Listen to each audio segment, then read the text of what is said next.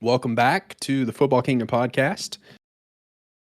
With me is Tyler Mallon. I'm Brandon Johnson. It's been a few weeks since we have all been together. There's been really not a lot happening, but definitely have a few things NFL-wise to get into. Most notably, the Kansas City Chiefs stadium tax vote has happened since the last time we've all been together. And I'll just get into it real quick, and I'll kind of give my thoughts, and then Tyler can jump in on his. So the Chiefs and Royals came together and wanted to extend the 3/8 cent sales tax, and that extension would have given the Chiefs the green light to start the renovations that they proposed a few weeks prior to this vote, and then obviously the Royals with their downtown stadium. This was voted no by Jackson County, and it was a landslide. So this now gives the Chiefs and Royals, but we'll just focus on the Chiefs, kind of a new place to start. And it's back to square one. And it's, are they going to find a different way to get that money to renovate Arrowhead Stadium? Or are they going to get in talks with Kansas and go across the border and build a brand new state-of-the-art stadium over in likely Wyandotte County, where the Legends is? And what we know so far is that the Chiefs have actually been in talks with Kansas about a potential stadium, which makes sense because when your current situation or your potential situation gets voted down, you now have to kind of go back to square one. And I think, and I'll throw this to you here, Tyler, after I say this, but I don't think that the Chiefs getting voted no means that they're going to be leaving the Kansas City area. I think the Chiefs are here to stay. I know that there was rumblings that the mayor of Dallas said that Dallas has space and can support a second NFL team. Obviously, the Kansas City Chiefs originated in Dallas, and Lamar Hunt moved the Chiefs north to Kansas City, but they're not moving to Dallas. They're not moving to San Antonio. Jerry Jones is absolutely not having anybody else in Dallas. But where are you at on this, Tyler? Are you in the camp of let's keep Arrowhead alive and figure out a way to get these renovations done? Or are you in a situation where I personally, I don't dislike the idea of them going to Kansas and building a amazing stadium over there? Right. Well, if it's a proposed, if it's out by the Legends, it would be pretty close to the NASCAR, the Speedway, right? Yeah, it would be over by the Speedway, by Children's Mercy Park, that whole outlet mall. It would be over there, and And the Renaissance Festival and all that. it'd be There's a great nothing spot out there. Yeah, I think I it'd don't be know. Well, yeah, I don't know where exactly they would put it, but I went to the Ren Fair a lot last year. I love that, but there's nothing. It's just and it's Kansas. It's a lot of flat land. I feel like there's plenty of just empty space. There'd be no more. Well, this is a Royals issue, but there wouldn't be worry about parking or plenty of space. You do anything you wanted out there, which would be awesome. yeah. Well, my question for you, because I wanted to get on a few things with this, but when would be the earliest that the Chiefs would move? Let's say they don't renovate, or even if they do, I mean, what's the earliest timeline of all right, well, our contract or whatever, or Arrowhead is kind of done. Have you heard an actual date of when the earliest they would move would be? So the lease at the Truman Sports Complex for the Chiefs and the Royals runs through January 31st of 2031. So Okay. they would play there through 2030 and into the 2031 playoffs. would be there. They would host the AFC Championship at So we're that at Arrowhead. so we're talking at least 7 years. Right, and that's if they stay the whole time. Like if we want to look at the Royals, just to kind of compare the two, because obviously the Royals are tied into this lease as well. If the stadium if the stadium tax would have passed, the Royals' plan was to be in their brand new stadium by at least 2028. So they were going to forfeit 2 years of that lease, 2029 and 2030 of that lease, and be in their new stadium. So that's not to say that that can't happen for the Chiefs as well. Obviously, there's a lot of stuff that we don't know. Like there's not even like it's not crazy to think that they're going to stay put in Arrowhead. Obviously, Arrowhead isn't going anywhere anytime soon because it's going to be hosting multiple World Cup games in 2026. So it has that, and there's actually work being done on the stadium now to help facilitate that. But an NFL stadium, especially one that would be state of the art, like a SoFi or an Allegiant Stadium, or just a dome in general, that would take significantly longer than it would for the Royals to build an open air 35,000 seat stadium downtown. I would think so. Feels to me like the Chiefs would play out the lease and possibly even have an extension on the lease if they needed. Sure.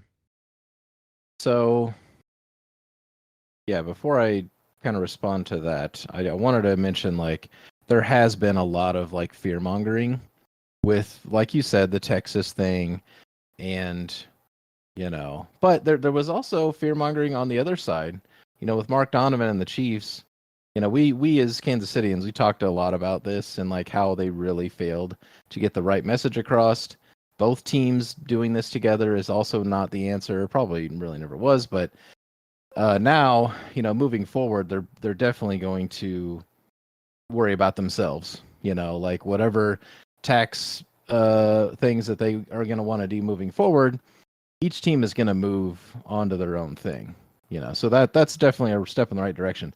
But the failure here in the first place was like the messaging was really lost. It was really kind of bad messaging. They kept changing things last minute. And then there was talk of like, well, if you don't vote this, the Chiefs will move. They might move out of, Missouri or Kansas, which I'm like, I don't know, it feels unrealistic, to have, if they weren't, Mahomes in the Super Bowl wins, then I would be like, okay, that's a real possibility. But I feel like they have such an identity, here, with all the success and Mahomes. Why would you want to move that to another state unless it's absolutely necessary? I feel like that's out of the question, in my opinion. Obviously, we've got a long way to go, but I don't know. I really don't think that's going to happen. I just wanted to throw that out there. In my opinion, at the worst, I think it's Kansas. I'm hopeful that they still stick around in Missouri. But I do think that Kansas location would be pretty cool because there's a lot of freedom there. But yeah, go ahead. Yeah, I think one thing that's compelling for like Kansas is sports gambling is legal in Kansas. That's obviously a revenue generator for the Chiefs. The other thing that's compelling for the Chiefs to go to Kansas is that they have a surplus over there. They have star bonds. They have all these different things that they could right now say, let's build a stadium. They wouldn't need to take it to the public. Okay. So if the Chiefs wanted to and Kansas wanted to, they could just be like, let's do this thing. Let's get it going. Let's not even mess with asking the public for money. Let's just get it done. So it's like, honestly, it's a really compelling idea for the Chiefs to do that. But I think there's a part of Clark Hunt that wants to make Arrowhead work, even though like they talked about it, even like the jealousy of going to Vegas and seeing that stadium, and I already mentioned SoFi in Los Angeles. Like, we want that. So I think if it can be served up on a silver platter in Kansas, you might go for it. But I think there's still a part of Clark Hunt that wants to keep his dad's legacy alive at Arrowhead. But I was seeing, and I actually think that the Chiefs and the Royals will both stay in Kansas City, because I know, like you said, there's just been a lot of fear mongering just on both ends, even like the Royals moving to Nashville or Portland or Salt Lake City or whatever, Charlotte. And I saw something that came through today from Royals Review. The city manager for Kansas City, Brian Platt, he did an interview. I don't think he did it with Royals Review. I can't actually find the original source, but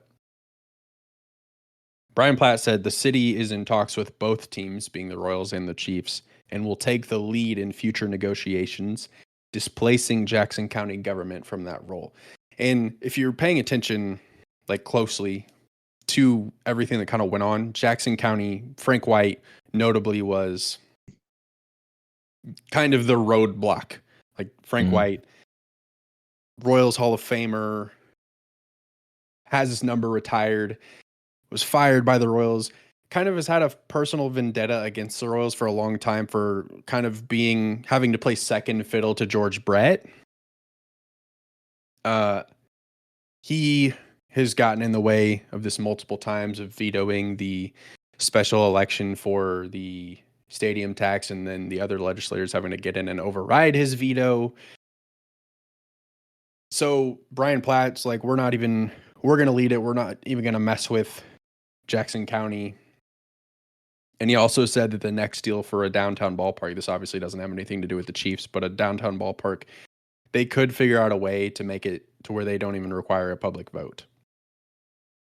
I don't know if that's them finding private funding or just like other channels of like getting that money, but there's still a real possibility that Arrowhead is here to stay and that the Royals get that Crossroads stadium built just in a different way without having to go to the public, which I've kind of said even after the no vote that I feel like that downtown stadium dream isn't dead for the Royals yet, but still a lot to consider, a lot of discussions, maybe for both of these stadium situations, and I'll kind of put our focus back on the Chiefs.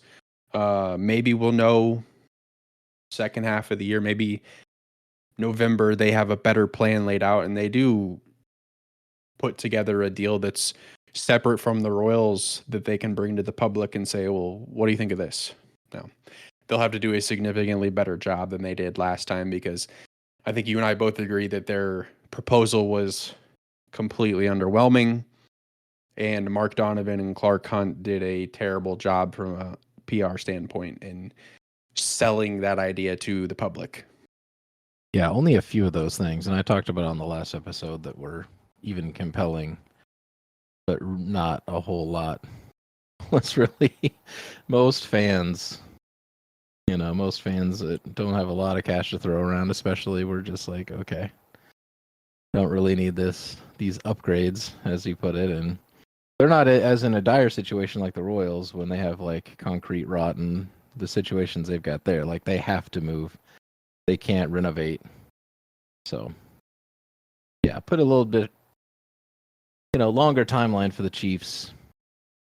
But yeah, still puts these, us fans in a pretty awkward spot of like, you got people who are like, well, we're Super Bowl winning, Patrick Mahomes leading, Chiefs, and we're gonna move. It's like, I don't like that. They haven't really come straight out and said that. That's more, the Royals have kind of, hinted at that or used that as like a bargaining tactic. But I don't know. Yeah. Well, a lot to. We'll obviously keep everybody posted on anything that we find out or any news that comes out about the stadium situation, because it's not going away anytime soon. Obviously, we're really kind of just getting started again since the no vote happened. It's like back to square one, and we're just going to kind of go with the flow and see where this thing takes us. Now, to stick on the Kansas City Chiefs, I think everybody is aware that wide receiver Rashee Rice was involved in a multi-vehicle car crash in Dallas where he was driving a Lamborghini at 120 miles an hour. He is being sued by crash victims for $1 million. Yeah, for basically medical bills. In short, and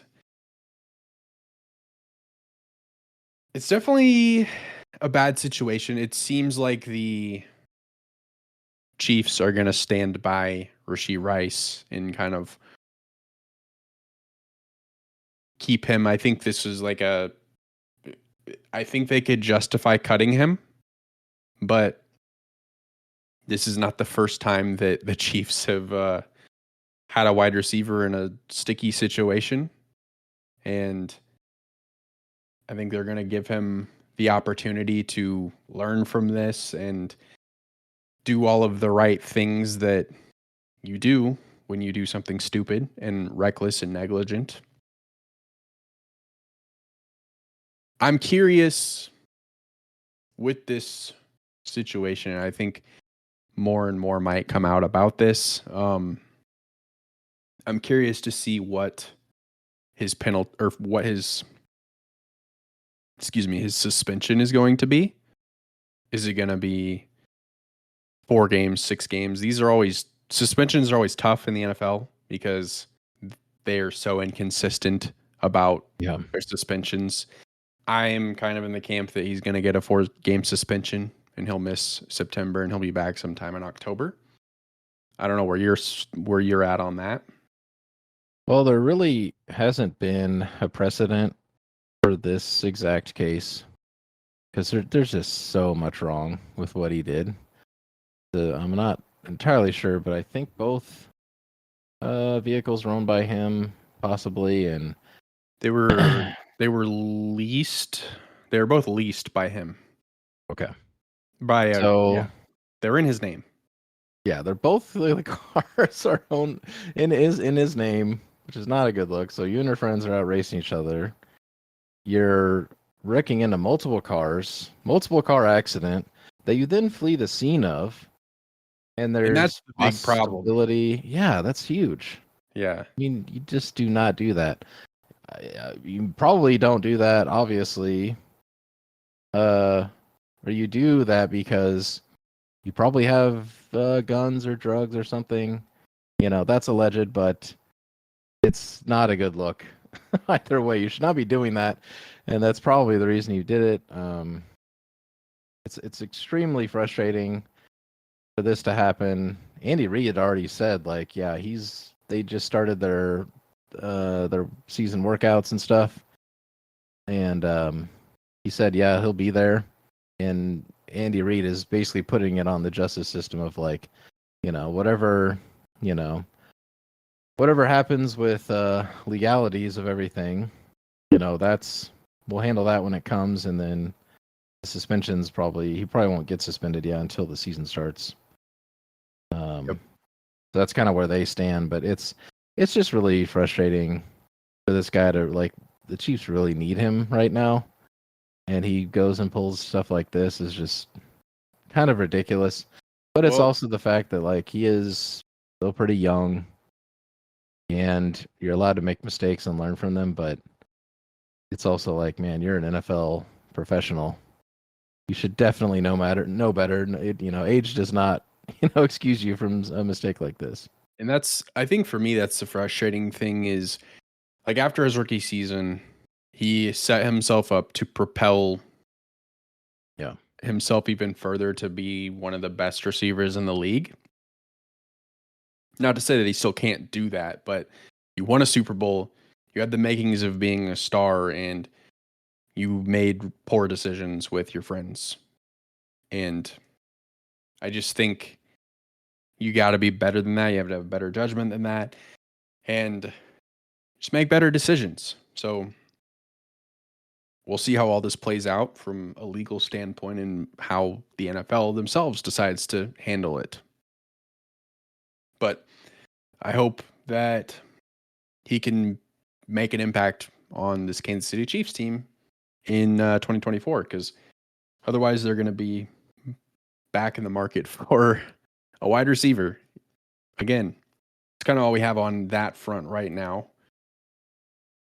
I think the really not much else has happened in the league outside of Stefon Diggs got traded to the Houston Texans.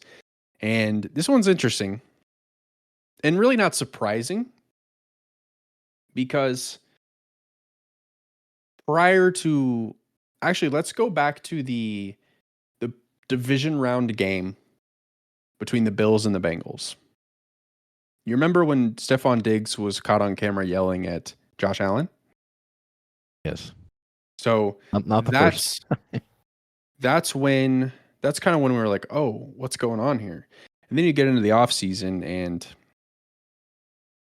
and Stefon Diggs doesn't show up to a voluntary camp. And Sean McDermott quote that he's very concerned that Stefon Diggs didn't show up. So it just felt like there was a rift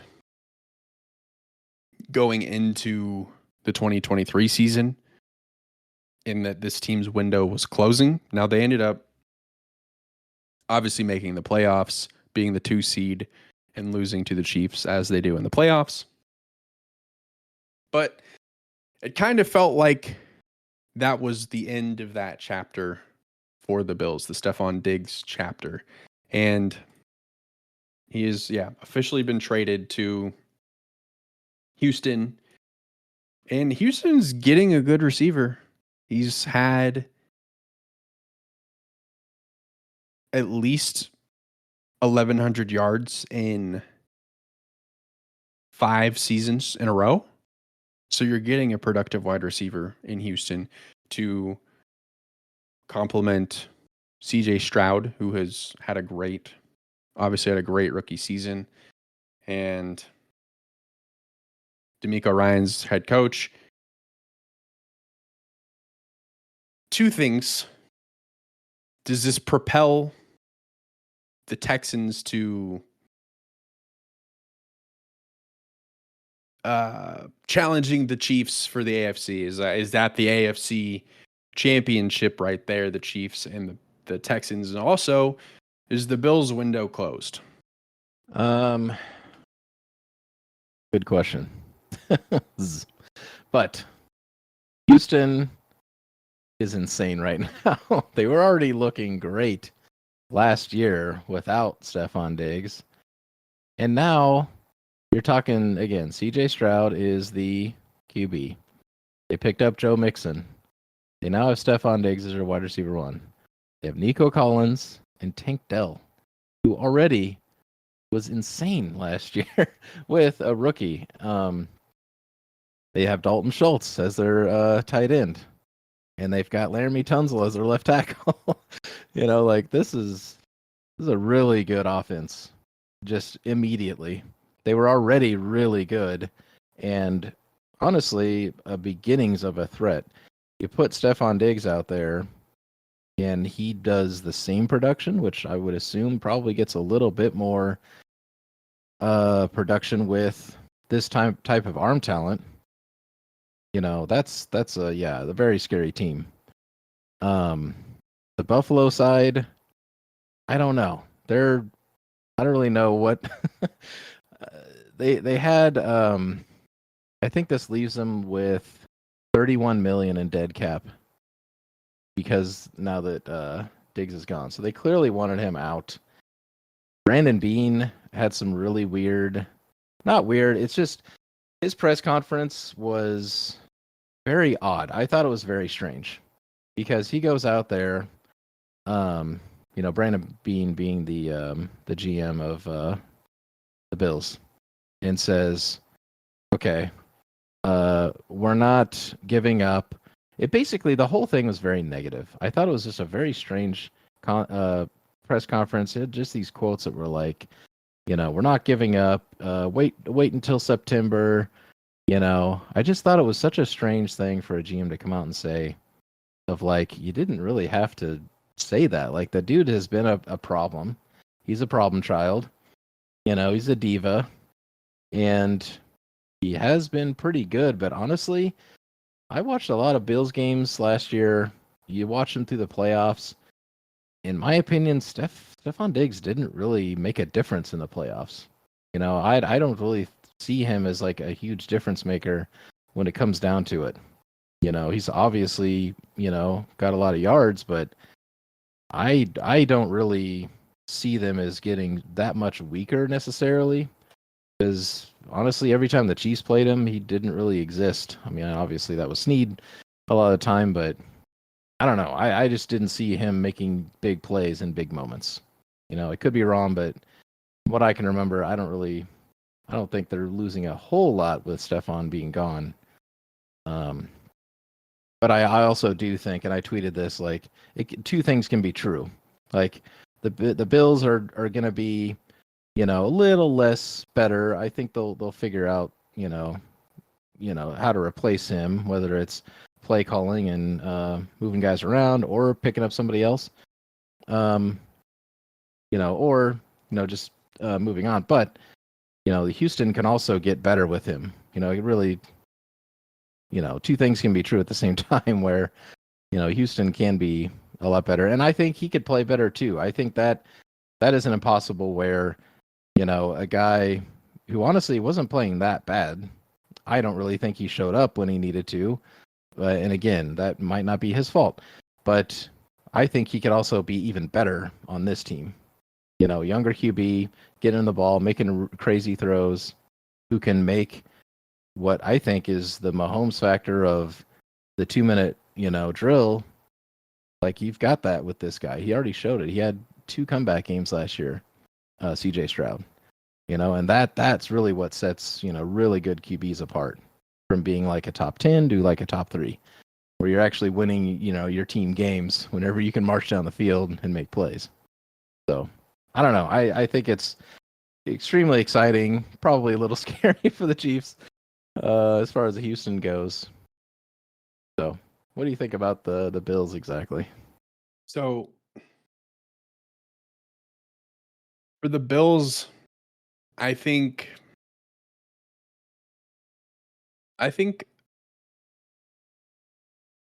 I don't necessarily know if they're going to miss the playoffs, but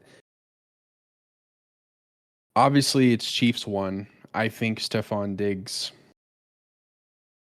or excuse me, I think Houston, with or without Stefon Diggs, was Right. going to take a step forward.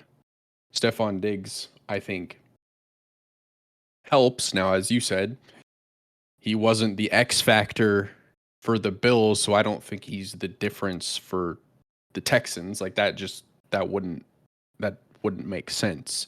But he definitely helps having that veteran presence in your wide receiver room. But for the Bills, who you do get worse losing Stefon Diggs, you still have Khalil Shakir, Curtis Samuel apparently, but Dalton Kincaid, like Josh Allen, great regular season quarterback. I'll give him that. They lost Gabe Davis as well. Right. So they're going to be in the market for a wide receiver, and that's likely, obviously, going to come at the draft here in a couple of weeks. I feel like the Bengals, Joe Burrow is going to return. The Bengals are going to be better. I'm not going to get too crazy here, but I like to think that the Chargers are going to be better with Jim Harbaugh coaching. The Colts probably going to be decent. Anthony Richardson's going to return. And obviously, the Bills still have the Dolphins to worry about inside of their own division. The Dolphins kind of collapsed at the back half of last season. Like, that was their division to lose, and they let it get away from them. And we don't know what the Jets really are going to look like with Aaron Rodgers. See, he'll be returning, and the Jets have a solid roster. They were just led by Zach Wilson last season. So I just They have think new that, uniforms. yeah, apparently. I couldn't really tell a difference.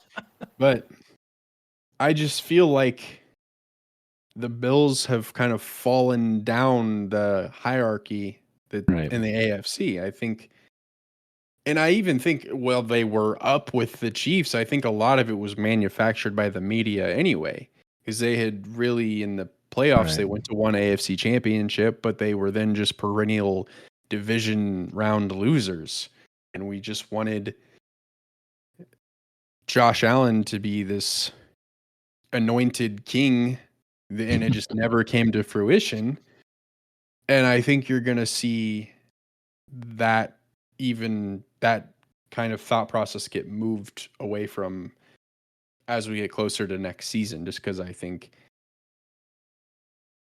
the shine of the Bills, I guess, has worn off and there's other things to pay attention to now.